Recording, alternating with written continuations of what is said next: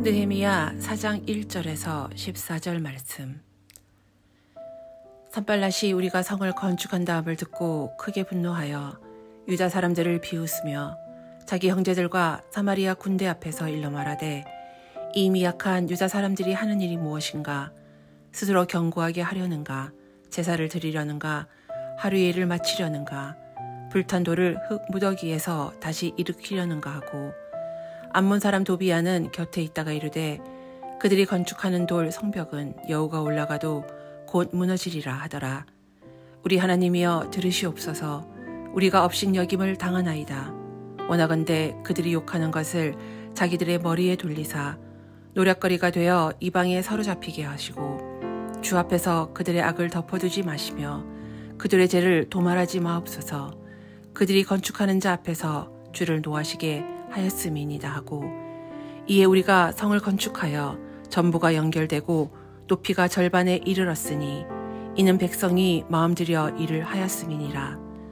산발락과 도비야와 아라비아 사람들과 암몬 사람들과 아수도 사람들이 예루살렘 성이 중수되어 그 허물어진 틈이 메꾸어져 간다함을 듣고 심히 분노하여 다 함께 꾀하기를, 예루살렘으로 가서 치고 그곳을 요란하게 하자 하기로, 우리가 우리 하나님께 기도하여 그들로 말미암아 파수꾼을 두어 주야로 방비하는데, 유다 사람들은 이르기를 흙무더미가 아직도 많거늘 짐을 나르는 자의 힘이 다 빠졌으니 우리가 성을 건축하지 못하리라 하고, 우리의 원수들은 이르기를 그들이 알지 못하고 보지 못하는 사이에 우리가 그들 가운데 달려 들어가서 살육하여 역사를 그치게 하리라 하고, 그 원수들의 근처에 거주하는 유다 사람들도 그 각처에서 와서 10번이나 우리에게 말하기를 너희가 우리에게로 와야 하리라 하기로, 내가 성벽 뒤에 낮고 넓은 곳에 백성이 그들의 종족을 따라 칼과 창과 활을 가지고 서 있게 하고, 내가 돌아본 후에 일어나서 귀족들과 민장들과 남은 백성에게 말하기를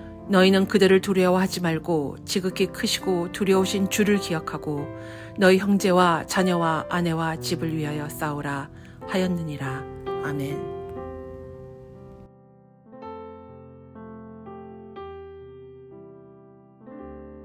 함께 기도하겠습니다. 하나님, 끊임없이 우리를 공격하고 무너뜨리려고 하는 사단의 공격에 영적으로 분별하며 영적으로 반응하며 나아가는 자 되어가길 원합니다. 하나님, 오늘도 말씀 앞에 영적 분별력을 더하여 주셔서 우리를 공격하고 무너뜨리려고 하는 그 사단의 공격 앞에 온전히 분별할 수 있도록 은혜 더하여 주옵소서. 모든 말씀 예수님 이름으로 기도하였습니다. 아멘. 할렐루야. 사단의 영적 공격 가운데 우리를 승리케 하시고 또 그 승리함으로 하나님의 영광을 누리게 하시는 우리 하나님의 이름을 높이 찬양합니다. 오늘 우리가 함께 나눌 말씀의 제목은 무너뜨리는 영적 공격, 영적 공격이라고 하는 말씀의 제목으로 성벽 재건이 시작되자 성벽 재건을 방해하는 사건에 대해서 묵상해 보려고 합니다. 사실 이런 말씀을 묵상하는 가장 근본적인 이유는 사단은 하나님의 역사와 하나님의 사람을 끊임없이 방해하고 넘어뜨리려고 하기 때문이지요.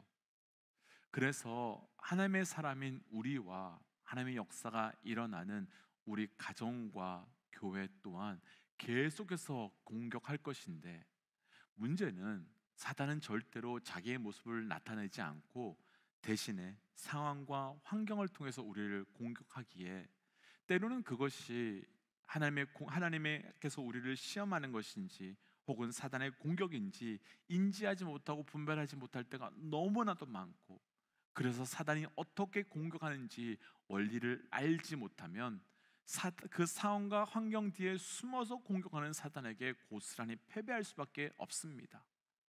오늘 사단의 영적 공격의 원리를 함께 묵상하고 모든 영적 공격에서 승리하시기를 주의 이름으로 도전합니다.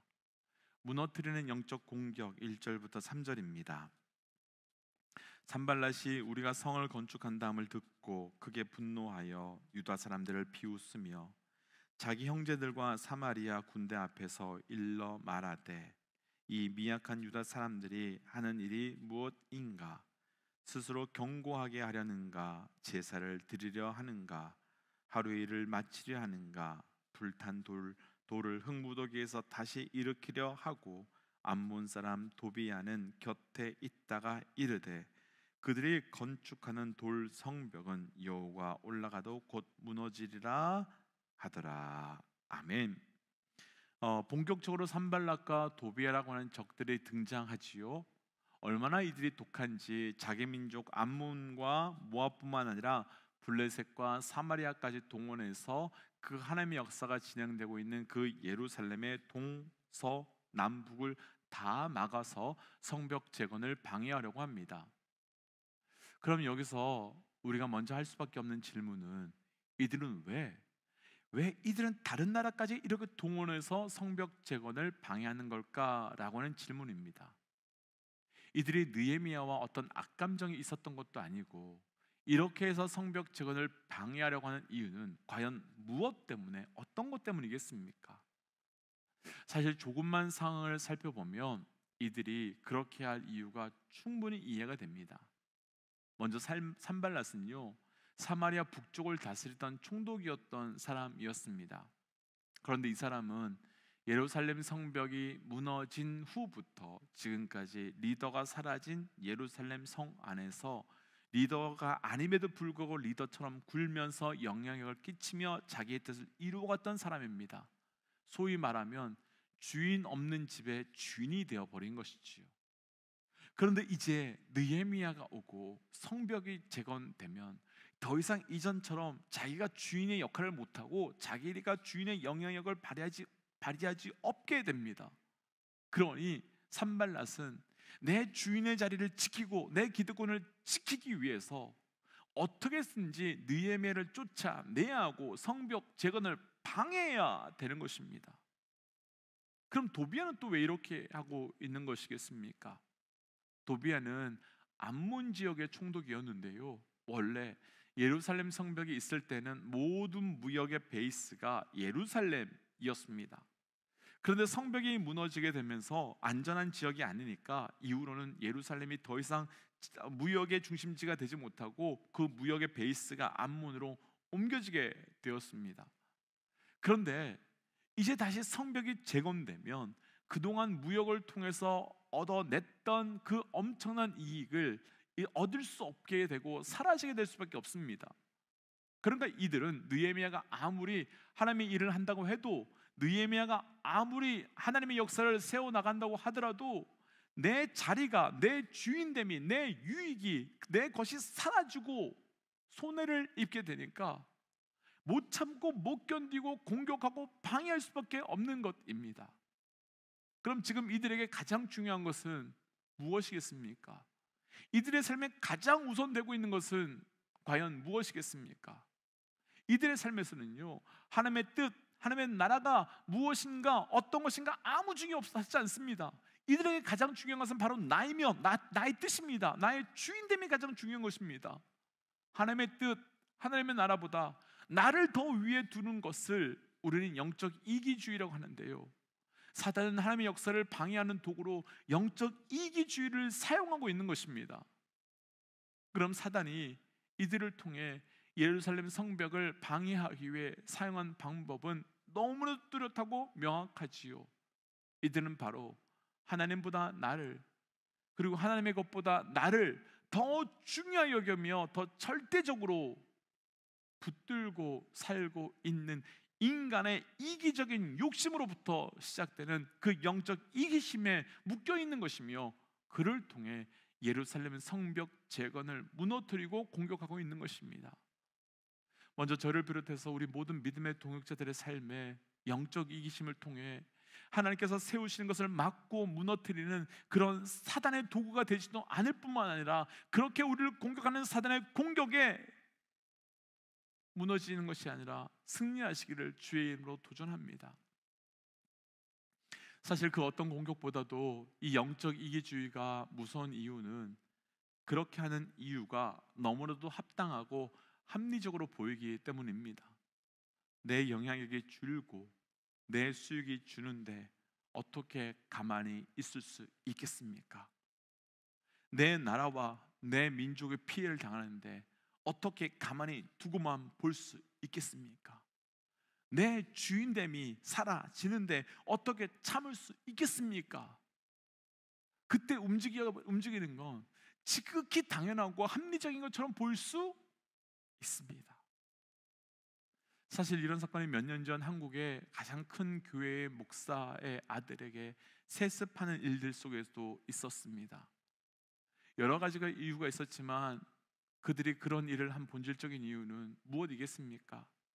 하나님의 뜻, 하나님의 교회보다 내 뜻, 내 주인됨이 하나님의 생각과 하나님의 계획보다 내 생각과 내 계획이 훨씬 중요하기 때문이었지 않았겠습니까? 더 무서운 것은요, 온 나라가 그 교회를 비난하고 그로 인하여 전도의 문이 막히는데도 본인들은 그렇게 할 수밖에 없는 합당한 이유가 있었다고 말하고 있었습니다. 가룟 유다가 예수님을 팔았고 가룟 유다에게 어떻게 그럴 수 있냐라고 질문하면 십자가가 중요한 건 아닌데 3년 동안 내가 그렇게 헌신한 것에 대해서 무엇이라도 챙겨야 되는 거 합당한 거 아니야 라고 말할 수 있었을 것입니다. 결국 이런 사람들이 원하는 것은 하나님이 아니라 바로 나입니다. 그리고 성경은 그것을 욕심이라고 하고 욕심으로 시작된 영적 이기주의를 사단은 그것을 사용하고 그 결과는 죄이며 그 죄의 결과는 사망입니다. 우리에게도 가룟 유다와 산발락과 도비아 같은 모습이 있을 수 있습니다.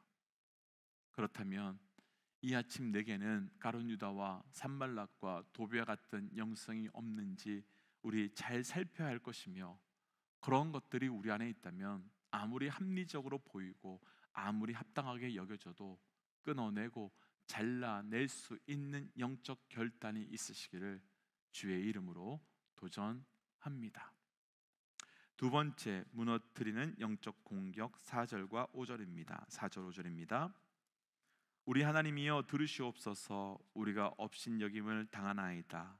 원컨대 저희의 욕하는 것으로 자기의 머리에 돌리사 노략거리가 되어 이방에 사로잡히게 하시고 주의 앞에서 그 악을 덮어두지 마옵시며 그 죄를 도말하지 마옵소서.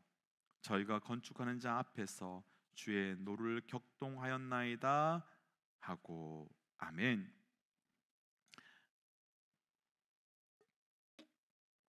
이들의 공격을 받은 느헤미야가 하나님께 통곡하면서 어떻게 공격받았는지 기도하는데요, 그 내용이 하나님, 저들이 우리를 격동시켰습니다 라고 말하는데, 무너뜨리려고 하는 영적 공격 두 번째 방법은 바로 우리를 격동시키고 충동시킴으로 우리를 공격한다는 것입니다. 먼저 도전하기는요, 아무도 사단의 공격 앞에 격동되거나 충동되지 않으시기를 도전합니다.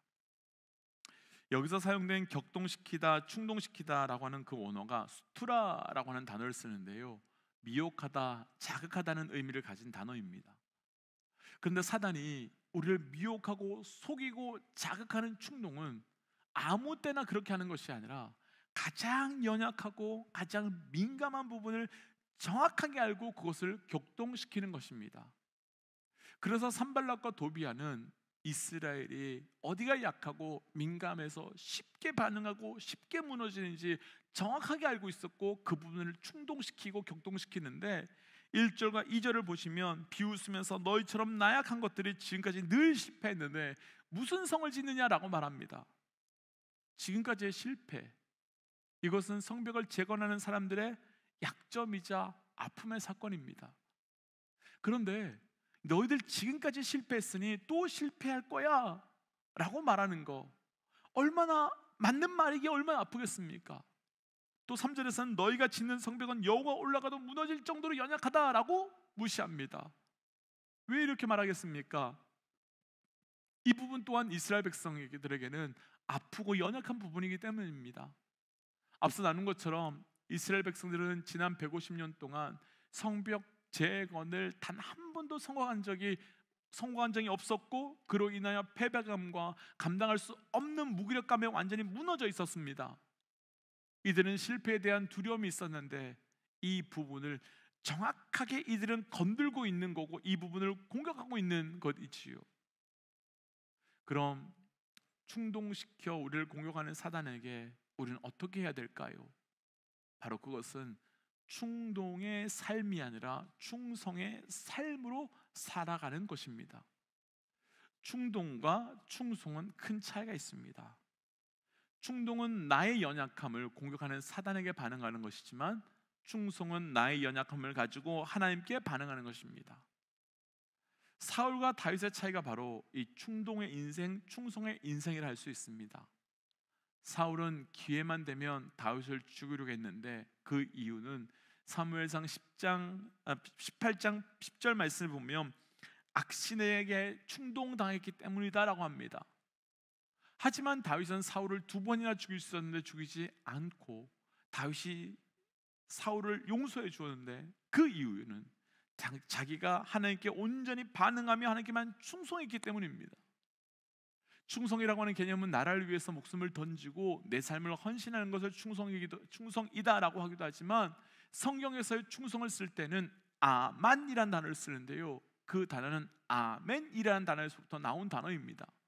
그래서 아만은 믿는다, 신뢰한다, 경고하다라는 뜻으로, 그렇다면 사단은 연약함과 상처와 민감한 부분을 계속 찔러서 우리를 충동시키지만 상황과 환경이 어떠해도 하나님께만 반응하는 신앙, 그것이 바로 아만의 신앙, 충성의 신앙이고, 충동이 아닌 충성으로, 그리고 내 감정이 아닌 믿음으로 하나님께 반응할 때 우리를 계속해서 무너뜨리고 공격하려고 하는 그 영적 공격 앞에 온전히 지켜가며 승리할 수 있게 되는 것입니다. 때문에 도전하기는 충동이 아닌 충성의 삶을 통해 우리를 공격하는 사단의 공격 앞에 승리하시기를 주의 이름으로 도전합니다.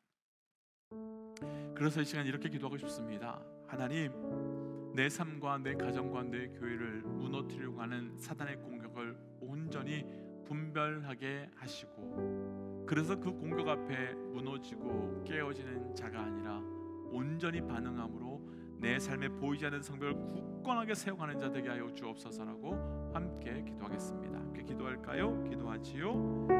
하나님, 오늘 주셨던 말씀 붙들고 기도합니다. 아버지, 내 삶에서 온전한 것을 세워나갈 수 있는 자 될 수 있도록 인도하여 주옵소서. 그래서 하나님, 나를 끊임없이 무너뜨리고 공격하는 사단의 공격 앞에 온전히 반응함으로 승리케 하여 주시고, 그 승리함에 반응함을 통한 주의 영광의 삶을 살아갈 수 있도록 인도하여 주옵소서. 하나님, 끊임없이 나를 공격하고 무너뜨리고 아버지, 나의 연약함과 나의 무너짐을 너무도 잘 알고 그 자리를 정확하게 공격하려고 하는 사단의 공격 앞에 분별함으로 승리케 하여 주시옵소서. 하나님, 그래서 오늘도 공격당하겠지만 그래서 오늘도 승리하게 하여 주시고, 오늘의 승리를 통하여 나를 통한 하나님의 영광의 은혜가 나타나게 하여 주옵소서. 이 모든 말씀 예수님 이름으로 기도하였습니다. 아멘. 사랑하는 믿음의 형제 여러분, 오늘도 승리하십시오. 공격당한다면 승리할 수 있습니다. 공격당하기에 오늘은 승리의 삶을 사십시오. 함께 선포하고 삶의 자리로, 기도의 자리로 나아가지요. 함께 선포하겠습니다. 하나님은 살아계십니다. 아멘. 승리하십시오. 함께 기도하겠습니다.